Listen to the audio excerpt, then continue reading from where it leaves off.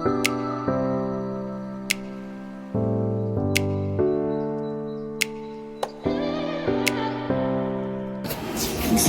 sa sityo na pasulyap-sulyap, nagpapapansin sa'yo. Umabot sa balitan ng mga mensahe, kilig na kilig ako. Kamusta na